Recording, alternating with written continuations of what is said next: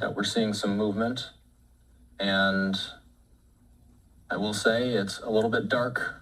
It's a little tough to make out who exactly we're seeing. It's a little bit tough to make out what agencies these men are with, but we have seen authorities with FBI jackets and DEA jackets. And we've seen a number of these agents going up and down the stairs. Have not seen Maduro yet.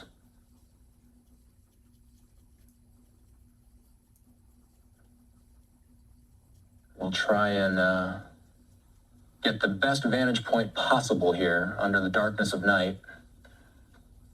It does appear that we're starting to see a group moving their way down and deplaning. Does look like they're taking photos or a video of Maduro coming down the steps.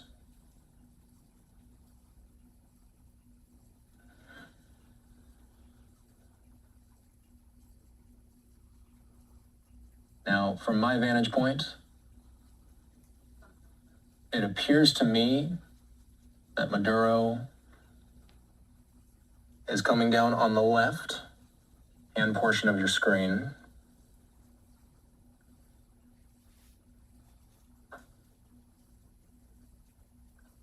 It's a little tough to make out given the visibility and given the time of night.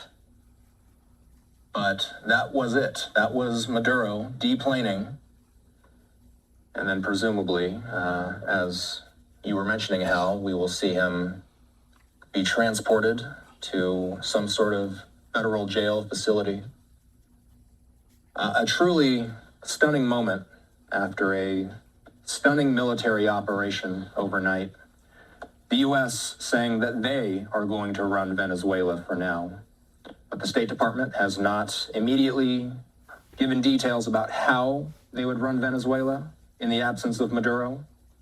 They haven't said what authority they would use to administer it. They haven't said whether it would involve any American personnel, either civilian or military.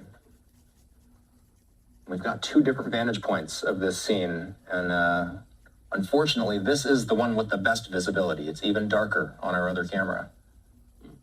But clearly, Maduro there in the center of your frame, being walked by a large group of U.S. personnel, including some DEA, it appears, that are filming as, I guess we could call this a perp walk takes place. Hal, an absolutely stunning moment watching Nicolas Maduro walking on U.S. soil less than 24 hours he was captured. I think what you're seeing here is the long arm of U.S. law enforcement that we were able to reach out and get him. And I have no doubt that around him, one of the reasons you see so many people around him is because in that video, you're going to see the patches of various different agencies, such as the FBI, DEA, potentially U.S. Marshal Service is involved, could be HSI, Homeland Security Investigations is involved, could be a number of different agencies. And of course, the U.S. military was very much involved, but the U.S. military doesn't normally arrest people. That's just not a Title 10 U.S. military function. So they would take him into custody, detain him, but as far as any formal processing from a legal standpoint, they would have handed him over early on to some federal law enforcement representative, maybe DEA or FBI, and they would actually take him into legal custody and process him for arrest.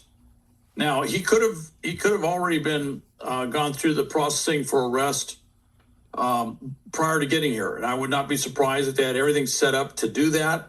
Take his picture, fingerprints, everything else, and process him in the system, or they could have simply brought him into the U.S. to do that, although I think they would try to do that somewhere else.